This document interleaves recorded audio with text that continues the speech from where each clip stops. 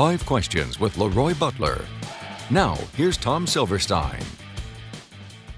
Hello, everybody. Welcome to 5 Questions with LeRoy Butler. And we got a game coming up between the Green Bay Packers and the San Francisco 49ers. We're just not entirely sure when that is going to be played. Yep. As we record this, the San Francisco 49ers have had a positive coronavirus test. And like the Packers, they've had to shut down their facility and do some virtual meetings. So as of right now, we don't know whether the game will be postponed, but the NFL has done that. They have moved games when they found it necessary. And man, as banged up as the San Francisco 49ers are, if they've got more than one guy, that they have to put on the COVID list, man, I don't know how they even field a team. Yeah, it's going to be difficult. I think for the most part, I wasn't surprised that A.J. Dillon and Jamal Williams, contacted COVID-19 because the infection rate in Brown County is up.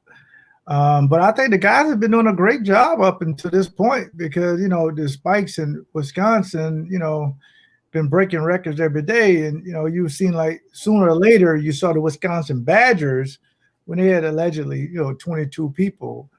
You thought, when is it going to happen to the Packers? So now you don't have any running backs. So it just makes you think that, Tyler Ervin and Dexter Williams, and you can tell me about the rest of the guys, because normally they have guys on the practice squad hanging around, but I don't know if they know the system. It puts a lot of pressure on Aaron Rodgers. I will say that.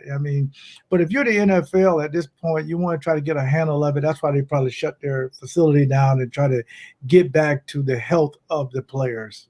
Yeah, they're trying to stop super spreader events. Yeah. Green Bay's had its first positive on Monday. That was running back A.J. Dillon. Yeah. And they subsequently, through contact tracing, felt that inside linebacker Kamal Martin and running back Jamal Williams had close enough contact that they needed to be held out. It doesn't mean they have coronavirus, and there's probably a pretty good chance that they don't, but they're not going to take a chance because they were exposed to it. And that's the NFL's protocol. And in fact, in this game, or in all games from this point on, they're going to spread the sideline out another 10 yards from the 30-yard line to the 30-yard line. Actually, I think that's 20 yards. So, and they're requiring players to wear masks at practice and when they're on the sidelines. So they're really getting tight about this, but you're right. It's all about community spread. So anyway, we'll see how this game, what the date, time, and all of that is, but it's going to get played. One way or another, it's going to get played. So we need to talk about what to look for. Let's start with that running back position. You mentioned who's going to be there to help. Dexter Williams is on the practice squad, and he's going to be brought up. Tyler Ervin, to me, is a wide receiver, but he's going to have to play some running back, and that's it. Maybe a fullback, John Lovett. I don't know what you do. Well, you go back to the Sandlot days and put 5 wides out there and just throw the ball all over the place and take advantage of the areas that that's deficiency to the San Francisco. And that brings me to what the fan base wanted is the trade deadline. Mm-hmm. Get a guy. I know it was some conversation about Fuller, whether or not they were trying to make that work. I don't know how financially responsible that would have been to pay a guy $5 million. Well, what do you think? Would you have given him a second-round pick for him? That's what the Texans wanted. Well, absolutely not. I'm not going to give a guy $5 million for 8 games and a second-round pick. Now, if they were willing to pay some of his salary and do a conditional pick based on how far we would have went, fine. But I'm not doing that deal. You got to be physically responsible. I got to pay him $5 million on top of giving him a second-round pick. But I know what fans are thinking. Fans think it's fantasy football. You go sign many guys as possible, especially when you saw, Antonio Brown go to Tampa Bay. But you got to just put it in perspective as well. And the Packers really want to get Lazard back. But when it comes to that running back position, it's two things, Tom. Got to make sure they know protection. Otherwise, the protection won't be valid because San Francisco is just going to blitz. They're going to do the same thing that they did in Tampa, regardless who they have out there. You don't need Bosa and Sherman and those guys. They have a system that they play up under. And the other thing is the motion. Shepard becomes the motion guy, not Tyler Ervin. That can help you because that gives you more athletes out there on the field. But St. Brown, MVS, these guys got to step up because they're going to get a lot of one-on-one matchups. And, you got to rely upon your tight ends to do a lot of H-back stuff in the backfield. Multiple tight end sets to get max protection so you can get 17 one-on-one on anybody. I love that matchup. Matt LaFleur is going to have to open up his playbook all the way at the back. He said, wait a minute. I don't have a playbook when all of my running backs are hurt. But for him, though, he has a system. He just wants guys to stay within the system. So Dexter Williams, he may play a key role, Tom, but if fans don't know the history of him, I think he had the talent, ball security, I'm not sure, and protection, I'm not sure. Yeah, protection's an issue. Yeah, protection's an issue. We saw him get beat for a block punt, 2 weeks ago. So he's going to have to be on his game. And, they could use Tyler Ervin quite a bit, but Tyler Ervin hasn't carried the ball in a long time. Even on all those jet sweeps, they don't give him the ball very often. He doesn't have all that many touches. So who knows? I know there is a slight chance that Alan Lazard could be available, could come off of IR. We'll find that out. Matt LaFleur said he was close. My gut is that he won't play. Same with Aaron Jones. I mean, there's a chance he could play, but my gut says that they'll hold him out. Now, if they were to move the game to Sunday or Monday, then everything changes. Right. Yeah. Then you get probably Jamal Williams and Kamal Martin back. You might get Lazard. You might get Christian Kirksey. Who knows? But I think regardless of it's on the field, we have to talk about the elephant in the room, and that is the There's no elephant in my room. That's what Petty is saying. Petty is saying there's no elephant here. Yeah, nothing going on here. That run defense is just awful, and I understand that Dalvin Cook is a great running back, but if you go and watch that tape, they got knocked around. Yeah, now it seemed like the double team on the front side, they were able to double team Kenny Clark and move up to the next level to cut off your linebackers. There's your gap. Your secondary didn't tackle very well. And I think for the most part, that's a terrible thing to put on film when you play a team that's going to run the ball. Jared McKinnon, you've seen him back when he was with Minnesota. He's not one of these, 3-down backs. But, hey, if you get him and Hasty, guys you really don't know, Tom. But I didn't know who, most people didn't know who Raheem Mostert was last year. He put up almost 100 yards. They just have a system without Jimmy Garoppolo. Mullins and going to hand the ball off. And without, George Kittle, they're going to just try to spread the ball around. And they'll try to get the ball to Ojuke and Deebo Samuels, that kind of stuff in play action. But if you don't stop the run, that's the reason why the Packers aren't in the Super Bowl. They could not stop the run. Aaron Rodgers was on the sideline because they ate up all the clock running the football. So here's one thing I would say. This is when sometimes you have a gentleman disagreement. I'm more of a 4-3 type guy. Mm-hmm. I don't like uncovered guards to come out on my guy, double team, do those scoop blocks. So maybe you could have played a lot more of that. I don't know. But maybe you don't have the personnel for that. But you got to mix it up a little bit. But he did play his base defense. Yeah.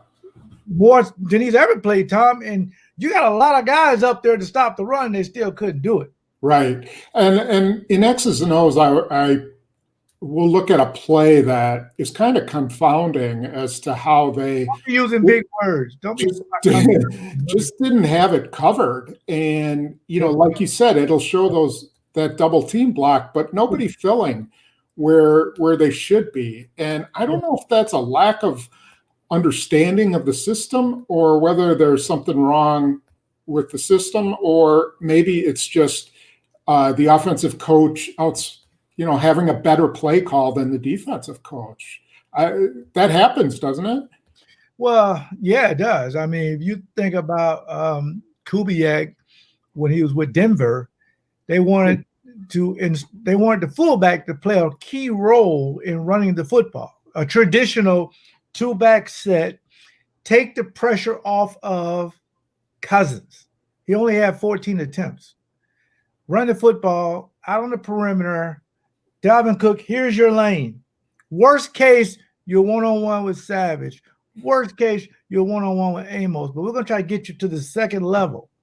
And the reason why we're going to do that, because our guards is going to double team the nose and scoop up to the next level. Mm-hmm. And sometimes talent, because Gilbert Brown was the best at double teams. He would get right in that seam and just push upwards. If you can do that, that'll make that guy come off. And when he comes off, you can come around and make the tackle. Mm-hmm. I'm sure they're teaching these guys that. But you remember, if you go all the way back to the NFC Championship game, some of the guys were saying they needed to make some adjustments, after that San Francisco game. So playing them again, they're going to run the same plays. And hopefully the Packers can give them different fronts, so it's not so easy for the center or the guards. Remember, you got a backup quarterback in Mullins. Yeah. So give him some different fronts, but they're going to try to take all the pressure off of him. The one thing, San Francisco's beat up, but their offensive line isn't. And they are a good offensive line. They execute Kyle Shanahan's system. And in fact, one of the plays we'll look at that San Francisco had against New England was their running play was just phenomenal. And so the Packers are going to see a lot of that. And I really don't think that they're going anywhere until they get that run defense solved. Do you? Listen, if you can't control it, because you look at time of possession, you would think Minnesota led in time of possession, but they did it. The Packers actually led with time of possession over 30 minutes. Minnesota had over 27 and some change. But if you look at what people fundamentally believe, that if you can't stop the run, the clock runs, that cuts the clock down. So you have to, and you want people to get a first down, you want them to run the ball between 2.8 and 3.1 times to get a first down. If they're doing it at one play, and every now and then they're getting 12, 13 yards, and the next time they score, the time of possession won't matter because you can't stop them. Yeah. So it gets into a shootout. It puts a lot of pressure on this offense. And I will say this, the best defense is a great offense. Tom, your offense needs to average 30 points a game until they figure this defense out. When they do that, they win. Whether the game is played Thursday night or Sunday night, Sunday during the day, or Sunday night or Monday night or Tuesday night, what's your prediction? Well, I must say that due to all the injuries and due to COVID-19 on both sides, you would think this is the opportunity for the Green Bay Packers to put to bed this streak of not being able to beat the San Francisco 49ers, a team you have a lot of connections with both head coaches and the defensive coordinator. I'm going to say the Packers go there and win like 28-17 or something like that. They got to put all the pressure on Mullins to beat you. I mean, you have to do that. If you have to put 15 guys up there to stop the run, you have to do that. Otherwise, it's going to be the same old thing in the championship game. Now, things change. It's a fluid situation. By the chance we hang up, but people are going to say, well, wait a minute, Mr. Butler. You just said 30 is the magic number. You did not give them 30 points. Here's the thing. They're always like an outlier, plus minus 3 since we got an election. So that 3 could be a turnover, a made field goal, a missed field goal, an interception. That tips it. So if the Packers can get that, they win. If they don't get any turnovers, you can see that being the reciprocal. San Francisco may win 28-17. Yeah. But as we sit here today and film this, I think the Packers have enough to go there because it does come down to the quarterback. At the end of the day, you have your quarterback. You have a Hall of Fame quarterback going to a hostile environment, whether or not you have fans or not, to win a game on the road, to silence all these people saying that Aaron Rodgers can't win a big game. And I think he'll do that. Yeah, that's why you pay him the big money. All right. So we want to thank you for joining us, and you have some sponsors you want to thank. Yeah, I want to thank the Jury Center, of course, shoptjc.com. Dean Murray is truly amazing. You can go there. You can do curbside pickup for them as well. Ivanhoe's Pub and Eatery, that's down in the Racine area. They have perfect food. You can go at curbside pickup there as well. Game Day Brats. I want to thank all the fans. We're selling an alarming amount of them. So thank you very much for that. I really, truly, I'm blessed by having great fans. And of course, Pick and Save. We're getting together to feed over 350 families. That number has been growing because I'm like, why do we have to wait for 2 weeks, a week before Thanksgiving? Let's start giving away the turkeys now. So we're starting to do that. So I appreciate what Pick and Save is doing. And again, if you're a parent that wants to get a anti-bullying book for your son or daughter, go to facebook.com/maxfightingbullying.com, and it's only like $10, and the money goes to a good cause to stop bullying. So thank you guys very much, and stay tuned for me and Tom will be doing something, I'm sure, after the game, whenever that is. Yeah, right.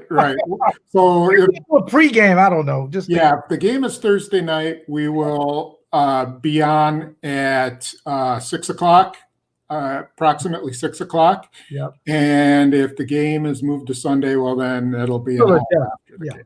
We'll let you know on Twitter and JS Online. So thanks much. And don't forget to check in with X's and O's. Bye.